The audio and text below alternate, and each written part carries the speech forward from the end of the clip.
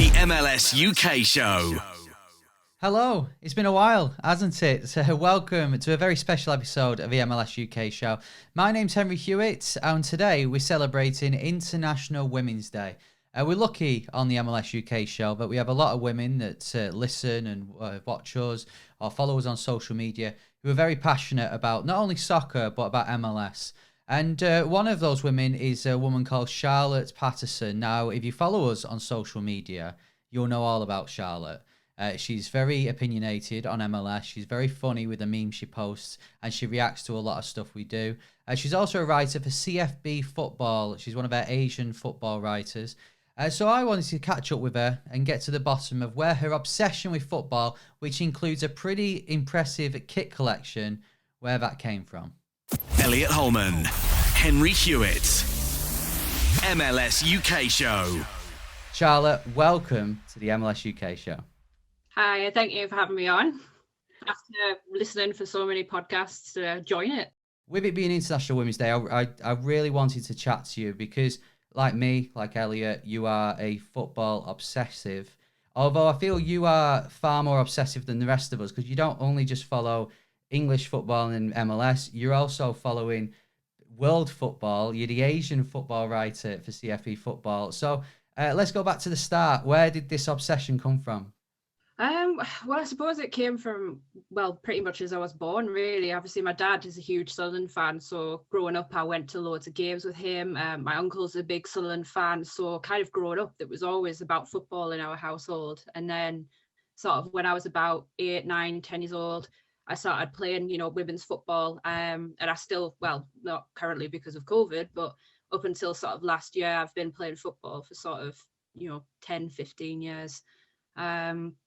It kind of all started from there, really. But really since sort of COVID, my interest in football has like really grown. Obviously for a while, there wasn't any sort of English football on. And football for most people, it's that escapism, especially with everything that's going on. So when sort of J League and K League were the first sort of leagues in the world to sort of come back, I think a lot of people started to become interested in them. And I've always sort of had an interest in sort of Asian football, but I think the coverage that's been given this year has been, fantastic. And it's sort of helped me get a little bit more understanding, like help develop my interest a lot more, especially because MLS was also on hold at the time. So I just needed that football fix from somewhere. And I'm glad it's something that I've kind of stuck with since becoming, really interested in the last sort of 12 months. Yeah, and this is what we found with MLS and not only us, but yourself as well, is that when you get involved in this community and these, other leagues are a community because we sometimes forget in this country that the Premier League is so big. It's this juggernaut of a league, but you don't get that community as much. It's, so when you can get in and when people embrace you as well, it's, it's amazing to be in. And is that what you found then with, following the Asian leagues, that the social media has embraced you and you get to learn off these people? Yeah, definitely. I mean, as well as sort of getting interested in Asian football, I mean, I'm sure people who follow me on Twitter have seen sort of my shirt collection, which has become a bit more of an addiction in the last year. But sort of since, in the last 12 months, I've gone from, I don't know, I think I had like a couple of hundred followers to, I think I'm nearly at 3,000, which is just completely insane. But yeah, people have opened me with, open arms, and a lot of people have, when I've sort of been tweeting about Asian football or writing about Asian football, there seems to be, a lot more people interested. I'm getting like messages asking, how can I watch this game, or, what team should I support from J League, or, just loads of questions. So it's really good to see that people are starting to get interested. And I have so many people now that, kind of interact with me on Twitter about Asian football. So it's really good to see. Now, you mentioned there about your famous shirt collection. It seems whenever I see you on social media, you've bought a new shirt. Right, I want to ask you a few questions based on not the shirt that's behind you. We'll ignore that one, but but the collection you've got. So, right, 3 straight questions. What's the latest shirt you've bought? What's your favourite shirt you've bought? And which shirt would you like to buy in the future? Oh, you know what? It should be so easy to answer latest, but I have that many that come that I lose track of them. So I think the last one that I had arrive was a Kyoto Sanga one, which is a J League shirt. My favorite shirt. That's so hard. I mean, it's yeah. I mean, I can't even decide. I have sort of that many, but I think it's got to be, Kyoto once again. I have so many of their shirts, like I love them. I became kind of interested in them because they had purple in the name, and obviously Orlando with purple, and I was like, yeah, that's my J League team. Yeah, it has to probably be Kyoto. Obviously, honourable mentions to any kind of Sunderland or Orlando shirt, of course, but yeah, I think J League shirts are just absolutely amazing, just especially the ones from the 90s, like the styles, the colors are just not anything that you would ever sort of see from in like the Premier League, especially now in sort of modern day. It's kind of be the same template for every team, really. We started off with you telling us how you became obsessed with football through Sunderland. Naturally, when you support a team like that, like me with Bolton Wanderers, you are looking for any other team in the world just to give you some joy. You chose Orlando. Why is that? I suppose with Orlando, yeah, exactly like you said with Sunderland, I've supporting them for my entire life, and it's never really been a great team to follow, to be honest. It's had its moments, but yeah, most of them are bad. But yeah, I kind of became attached to Orlando because I'd been there on holiday. I think it was 5 or 6 times as a child, with my family. The last time I'd been there with my family, I think it was around 2006. And when I went there, I was just, obsessed with the place. And I'm not just talking about, Disney and all the theme parks, but, when we were out and about in the city and just all the people and sort of the culture. And it grew from there, really. So it was in 2010, when I learned that they'd sort of moved what was Austin Aztecs to Orlando, and, creating this team, and the links were stuck. I started to become quite interested. But obviously when they were in the USL, it was really hard to follow any kind of game. So my sort of infatuation with the team isn't as strong as what it is now. But I don't know. There's just something about Orlando, and I know it's never been easy since joining MLS. It's only sort of in the last year that things have actually been great for us. But yeah, there's something that draws you in, and I've been to Orlando. Obviously, I didn't go last year, but the last sort of 2 years prior. And it's so amazing, like everybody there is just so welcoming and there with open arms. I've had there was fans who'd saved up loyalty points so that I could get a tour of the stadium. People meeting me, before the games, asking if I wanted to join in with the supporters groups where we go and like march to the stadium, sitting with the groups, in the stadium as well, participating on drums, the flares. It's just the excitement and the energy of it all just is completely just drawn me in. And, I think that's really important considering, for the last sort of 4 years, there wasn't really much going for Orlando on the pitch. So kind of having that fan base and that community sort of outside of it just really, really helped me become so interested and infatuated with Orlando. Yeah, and it's so nice to hear that, especially us in the UK. I always say the difference would be if we were in the States, doing a podcast about the Premier League, we would not be included because people here are very much closed off, going, no, this is a traditional white working class male sport, and anyone else can, and it's this big drive now from the football clubs to include people, which is still amazing how it's not fully like you say it is in Orlando, where it's families, even so much as you're expected to sit down during the game, whereas in MLS I noticed that families are going off, they're getting a drink, they're getting something to eat, there's little things going on around the stadium to make it that it's a family day out. So do you think that's where here in the UK we can learn from that, and we can just start having that at, say, Stadium of Light or the University of Bolton Stadium? Yeah, definitely. I mean, when I have been to sort of Southern games, they have a lot of things outside of them, like a lot of families take part in, but it's still kind of like what you said, it's developed as sort of the Premier League is, and sort of all the English football leagues. It is very heavily dominated by, white sort of working class men. And not that I'm saying there's anything wrong with that at all, but I just, sometimes when I have gone to football games, say if I've gone on my own, there has been, comments made by people, and it does start to make you feel just that little bit uncomfortable. Whereas, despite the fact I was halfway across the world, and when I have been to Orlando, I went there on my own, I felt so safe and comfortable in the stands, yet in a place where, I live in a team that I've supported for so many years. There's times where I've gone and I haven't quite felt like that. So it's definitely something that I think, football teams in England can look to do, is be more inclusive. I mean, with Sunderland as well, there's been times, where they've given out free tickets to a lot of children, lots of kids and families, and they do a lot of sort of work within sort of the community and trying to develop that sort of more varied fan base. But in comparison to sort of MLS, I think English teams very much lag behind. It's kind of a difference. Obviously, English football, the quality, is very much different to MLS, but sort of the off-field things that MLS do, I think, are a lot better than what's sort of achieved here in the UK. Yeah, there's certainly so much that we can learn from, and you never know, after COVID, when fans are being allowed back, maybe it will become a lot more family orientated, and we can see a difference in the crowds that are turning up, and there will be more crowds turning up because we've been starved of going, and you'll then get to go back to Orlando to watch your boys play. And I've got to say, out of all the seasons for you to miss, last season is probably the worst one.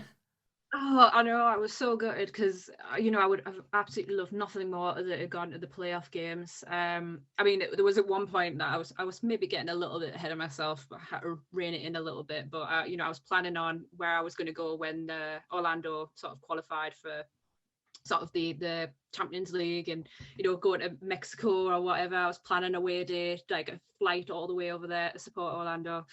Yeah, reined it in a little bit, but yeah, of course, a huge year for Orlando. The first time that they've done something so well, and all of us sort of Orlando City UK fans couldn't even go over.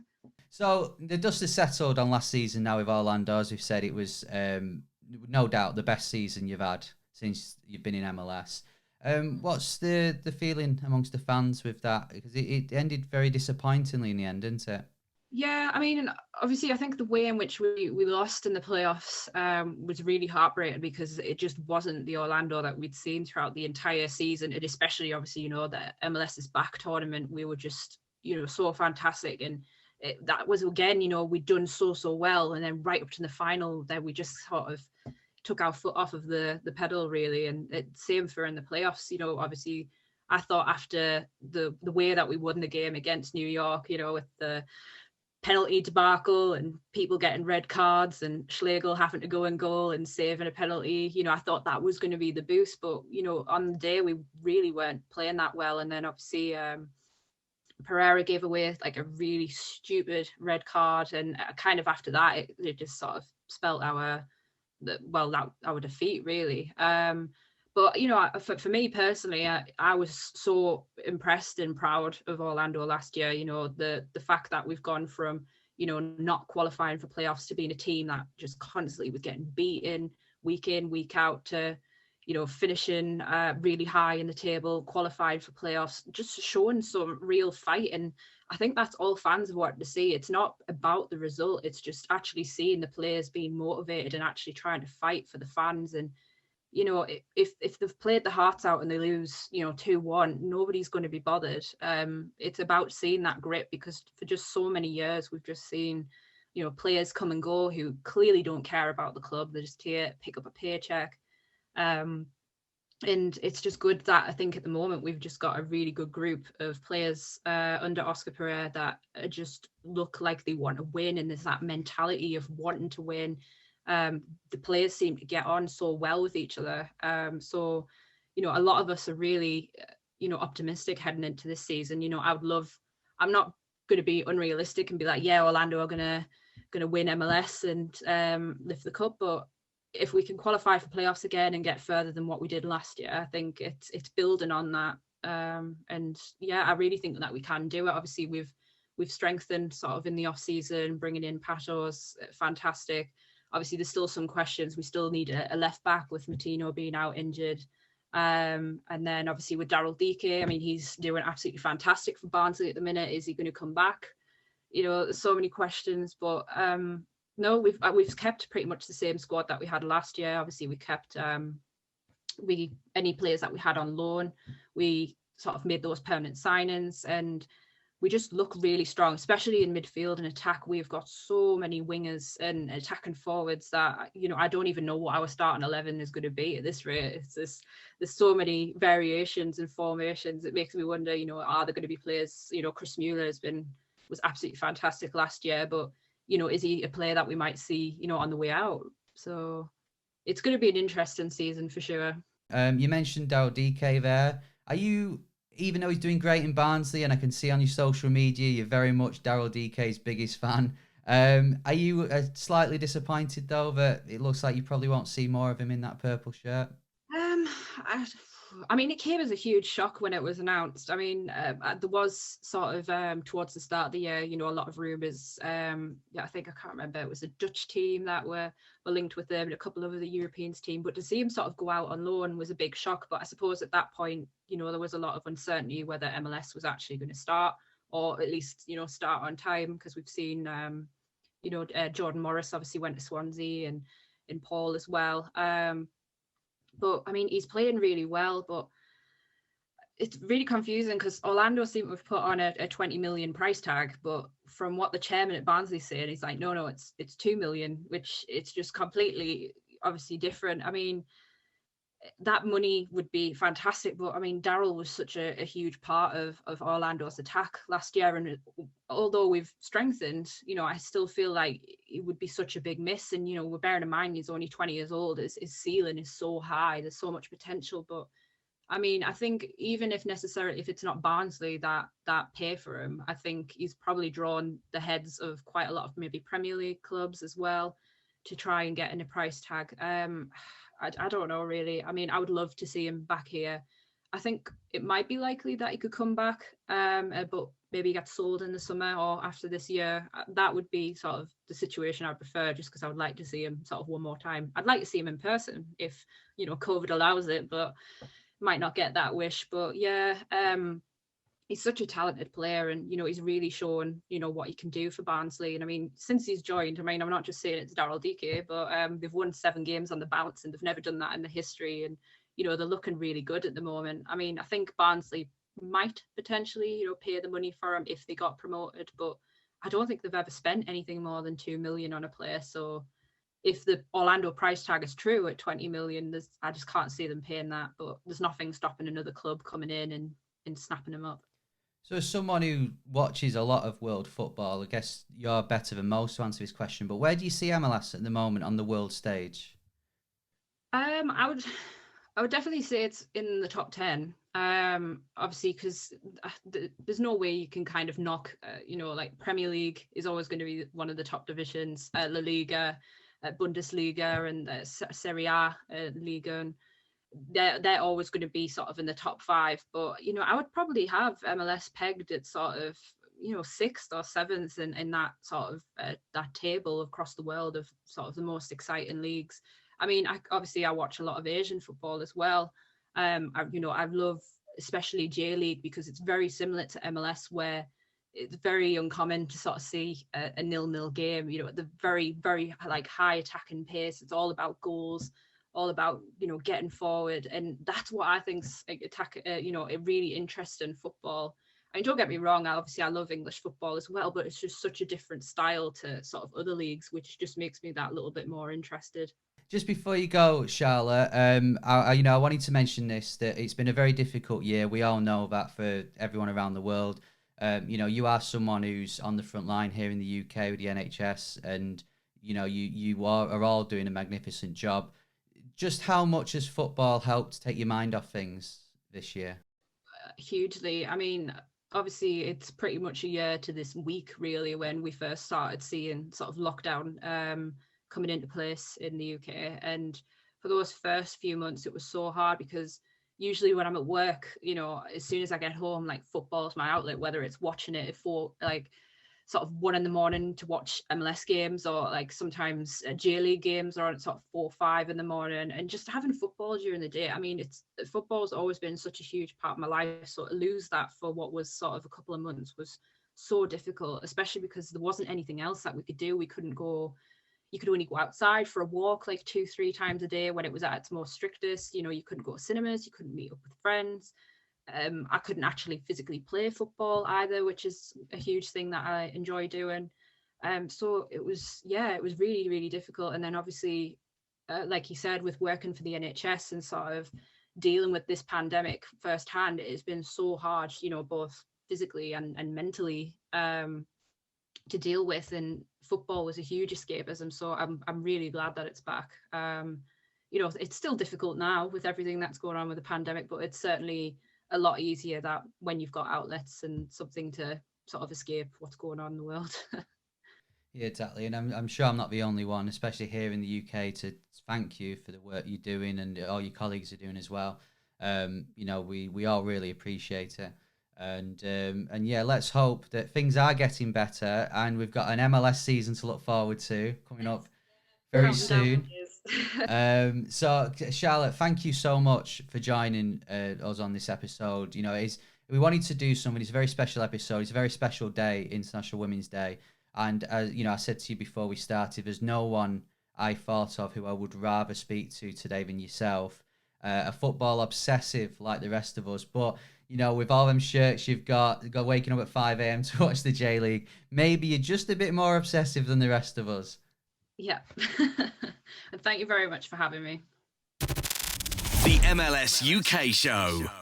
Thank you to Charlotte for joining us on the MLS UK Show. We recorded that interview on a Sunday evening, and as you know, there is probably a football match that has gone on at a time that she has missed to join us, so we really do appreciate it. Thank you for watching as well.